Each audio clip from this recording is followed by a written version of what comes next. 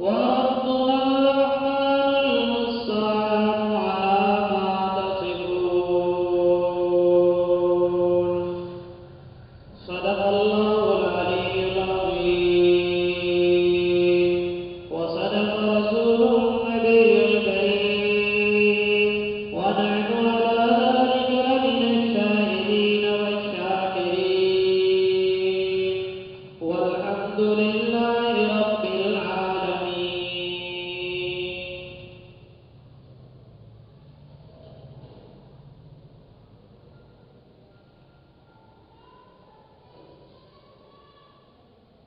قریش مکہ کو اللہ کے نبی کے ذریعے یہ کہلوایا فَهَلْ أَنْتُمْ مُسْلِمُونَ ایمان لے کر آؤ. کیا تم ایمان نہیں لاتے؟ کیا تم مسلمان نہیں بنتے؟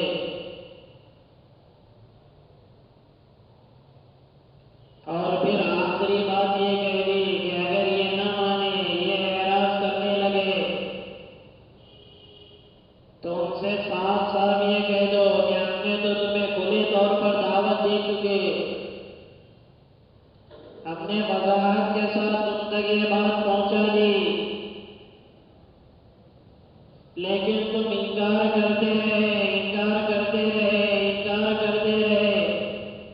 اور میں نے جو اللہ کی طرف سے تمہیں یہ بات بتائی کہ انکار پر اللہ کا عذاب آئے گا، تو ہو سکتا تمہارے ذہن اور دماغ میں یہ ہو کہ پھر آنا کیوں نہیں، آئے گا کب ہے؟ اللہ کے نبی نے فرمایا کہ مجھے نہیں پتا کہ جس کا تم سے وعدہ کیا جا رہا ہے وہ ابھی آئے گا یا بعد میں آئے گا. پھر دنیا میں اللہ کی طرف سے جو عذاب آیا وہ غزوہ بدر کی شکل میں آیا. 70 بڑے بڑے گرو گھنٹال کافر مارے گئے اور 70 کو گرفتار کیا گیا. یہ دنیا کے اندر مشرکین مکہ کا پہلا عذاب تھا.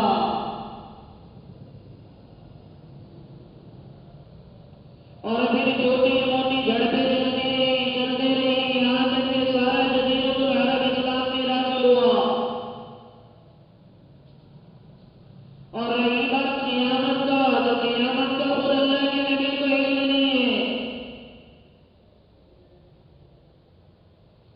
اس لیے تمہارے انکار کرنے سے جو اللہ ڈھیل لے رہے، اس سے یہ حقیقت سمجھنا کہ اللہ کی پکڑ نہیں آئے گی.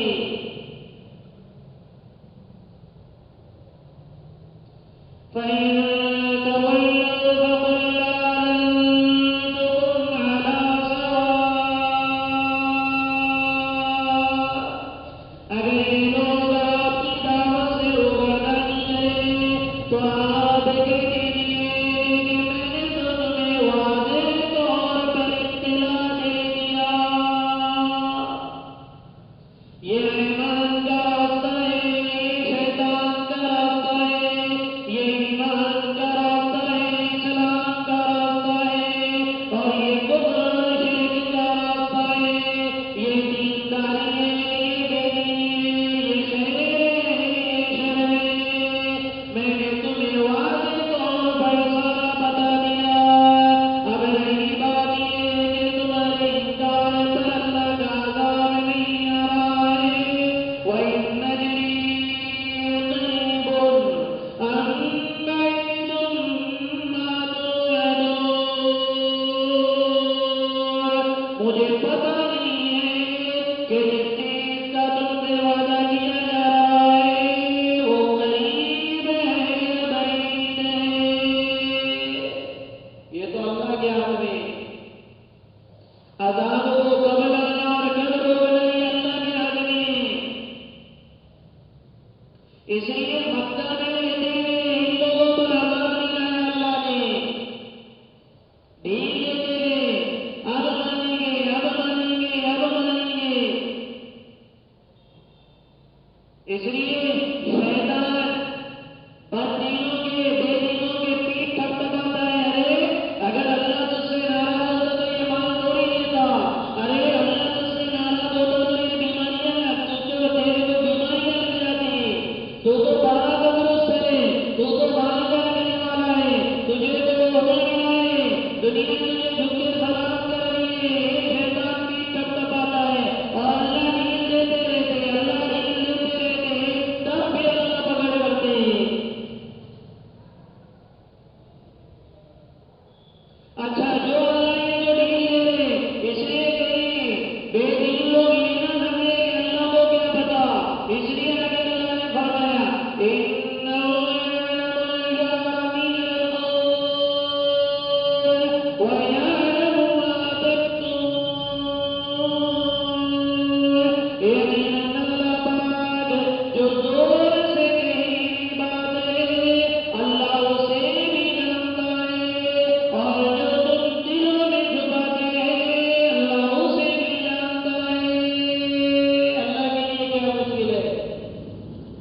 انه علیم بذات الصدور، وہ جو دل میں خیالات انگڑائیاں لیتے اللہ اسے بھی جانتا ہے. آپ یہاں بیٹھے بیٹھے دماغ میں دل میں کیا خیالات لے کر بیٹھے اللہ اسے بھی جانتا ہے. اور جو ابھی آنے والے ہیں اللہ اسے بھی جانتا ہے کہ اب کیا خیال آئے گا. تو زور سے کہو یا بولی نہ رکھ دو، اللہ سب کو ایک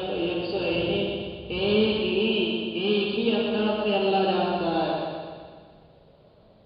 زور سے کہو تو بھی اللہ جانتا ہے، آہستہ کہو تو بھی اللہ جانتا ہے. اس لیے دعویٰ ہے اللہ کا، یرا نبیب النملۃ السوداء فی اللیلۃ الظلماء علی الصخرۃ الصماء. کعبے اندھیری رات ہے، کالا پہاڑ ہے، اس پر چلنے والی چونٹی بھی سیاہ ہے. اللہ یہ فرماتے اندھیری رات میں کالے پہاڑ پر کالی چونٹی کے چلنے کے آہٹ کو سنتا بھی ہوں اور دیکھتا بھی ہوں، تو پھر ہم سے کیسے غافل رہے گا؟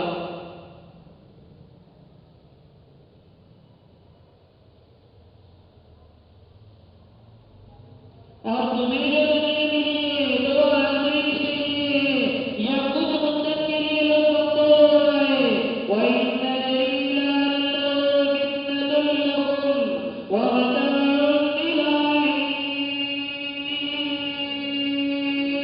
اور مجھے یہ بھی پتہ نہیں ہے کہ جو چیزیں تمہیں ملی ہے شاید وہ تمہارے آزمائش کے لیے، تاکہ تم دوبارہ ایمان کی طرف آ جاؤ. اور اگر ایمان کی طرف نہیں آ رہے وَمَتَاعٌ إِلَىٰ حِينٍ،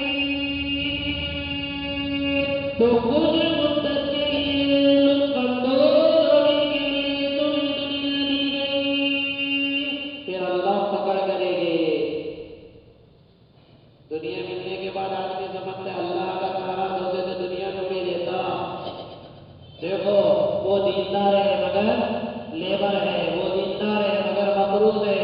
دیکھو ہم کیسے ہیں، دنیا دار ہو کے بھی ہم پیسوں کی ریل ویل میں ہیں، عہدے پہ ہے، کرسیوں پر ہے، دنیا کی ساری چیزیں ہیں. تو اللہ کہہ رہے وَمَتَاعٌ إِلَىٰ حِينٍ، یہ اللہ ڈھیل دے رہے لطف اندوز ہونے کے لیے. کیا دے رہے؟ ڈھیل دے رہے. کبوتر کو پکڑنا ہو تو دانے اتنے بڑے ایک ساتھ بنائے جاتے، وہ سمجھتا ہے کہ ایک ساتھ اتنے دانے ملیں گے، لیکن جب شکاری ایک دم سے پکڑتا ہے تب سمجھ میں آتا کہ یہ سارے دانے دھوکہ ہے. دنیا میں رہتے ہوئے آدمی دنیا کی چیزوں کو، نقشوں کو، شکلوں کو، یہ سب دھوکہ ہے. وہ سمجھتا سب میری ہے، میں کر رہا ہوں تو ہو رہا ہوں، میں نہیں کروں گا تو ہوگا کیسے؟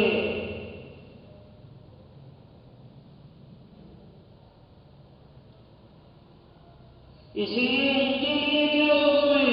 فَنَبِّئْهُم بِالْحَقِّ وَرَبُّنَا الْمُسْتَعَانُ عَلَىٰ مَا تَصِفُونَ.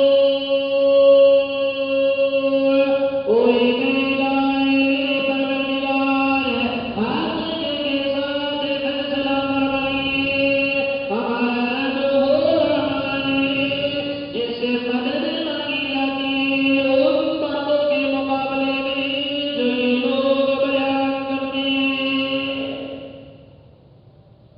ہر بے ایمان، ہر بددین، ہر غیر مسلم اسی چیز کو مانگتا ہے جو اسے دنیا میں نظر آتی ہے. ہماری مدد تو ان سب کی باتوں کے مقابلے میں ہوتی ہے کہ ہم اس رحمان سے مدد طلب کرتے ہیں جو ان کے باتوں کے مقابلے میں ہوتے ہیں. یہ ان آیتوں پہ یہ سورۃ الانبیاء مکمل ہوئی. اب یہ اس کے آگے سورۃ الحج ہے، سورہ حج. یہ عجیب ہے سورت ہے، اس کی بعض مرتبہ اصل میں صورتیں کبھی تو بعض صورتیں ایسی ہیں کہ ایک دم سے نازل ہوئی، بعض صورتیں آدھی نازل ہوئی، بعض صورتیں مکہ میں نازل ہوئی، کوئی سفر میں کوئی حضر میں. لیکن یہ سورہ حج کی خصوصیت یہ ہے کہ اس کی بعض آیتیں رات میں نازل ہوئی، بعض آیتیں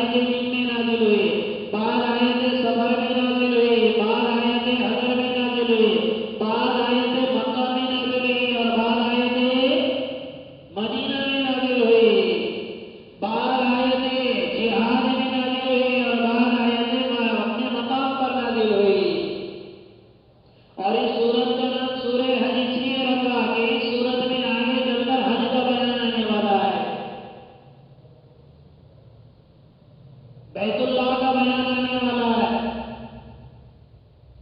اس لیے اس سورت کا نام کیا رکھا ہے؟ پورے سورت میں تجھے کہتے 10 رکوع ہے، 10 رکوع میں ایک رکوع کا بیان ہوتا ہے، لیکن اللہ اس سورت کا نام اس کے ملا کر رکھتا ہے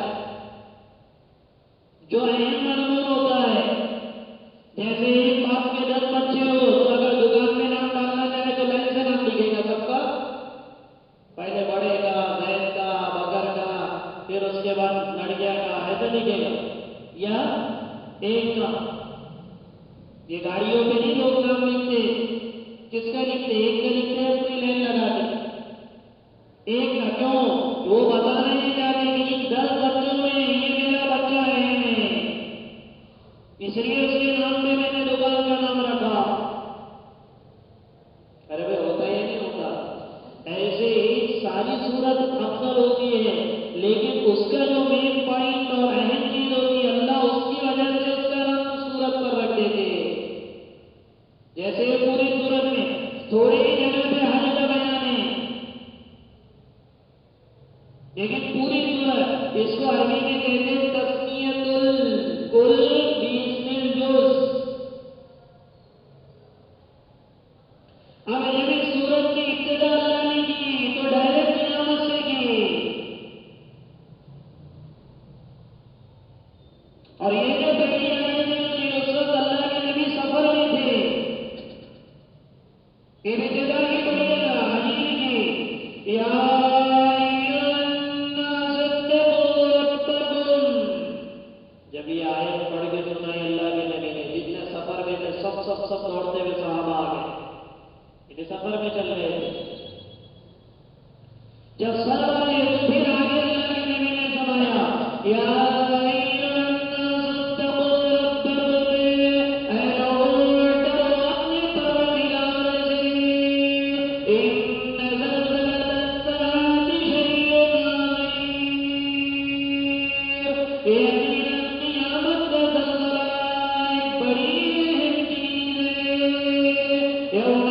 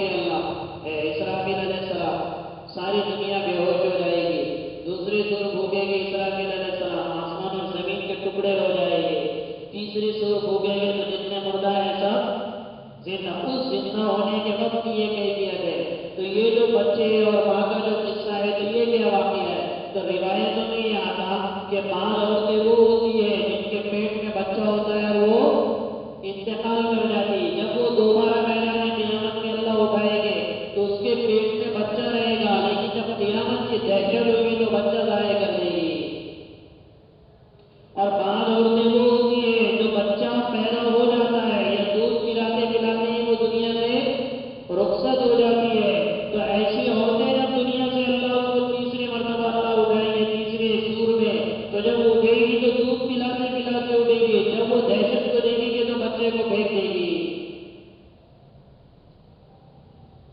اس لیے کہ کہ قیامت کا زلزلہ کوئی معمولی چیز نہیں ہے. حضرت عیسیٰ علیہ السلام کو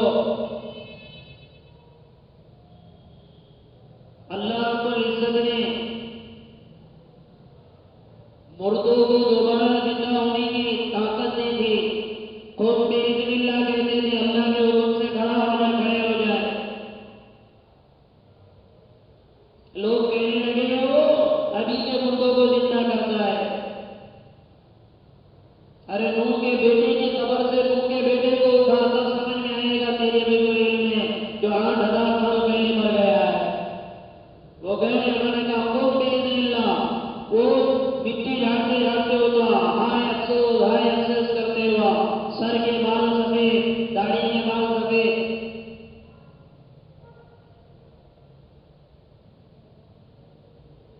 عیسیٰ علیہ السلام نے پوچھا ارے بابا تمہارے زمانے میں تو سفید بال نہیں ہوتے تھے، بال کیسے سفید ہو گئے؟ یہ تو ہمارے زمانے کا کمال ہے کہ سفید بالوں کو بھی پوچڑ کے آتے، کالی مٹی لگاتے، ایسا لگتا جیسا پرانی مٹی کی دیوار میں برا گھر چننا دیے گا. کالی مٹی لال لگانا تو جائز ہے، اجازت دی اللہ کے نبی نے، لگایا نہیں، اجازت دی. لال مٹی براؤن کلر کی نہیں، ورنہ براؤن کلر کی بول کے کالی کر دیتے. تم دیکھو جتنوں کے سفید بال ہوتے اگر وہ کالی براؤن کلر کی لگاتے جب ان کی داڑھی کالی ہو جاتی ہے یا بال کالے ہوتے تو ایسا لگتا جو 100 سال پرانی دیوار جس کے پوپٹے نکلے ہوئے ہو اور اس کو چمچمنا مارا جائے ویسا کو نظر آتا ان کا. گھبرا جاتے ارے سفید بال دکھ رہا بولے جہاں جوانی بتانے کا وہاں بڑھاپا بتاتے. میرا اشارہ سمجھ رہے ہو؟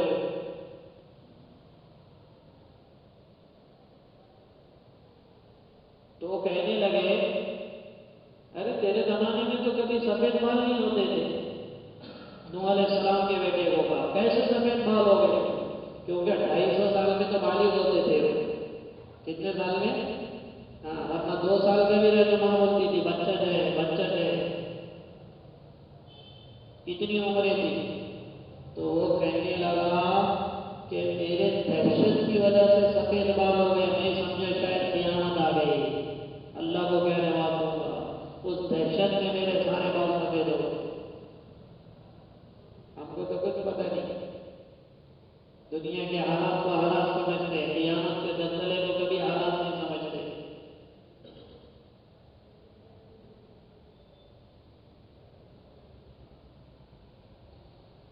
بسم اللہ الرحمن الرحیم. اللهم لك الحمد كله لك الشكر كله لك الثناء كله ولك الملك كله ولك الخلق كله وإليك يرجع الأمر كله بيدك الخير كله إنك على كل شيء قدير. اللهم صل على روح سيدنا محمد صلى الله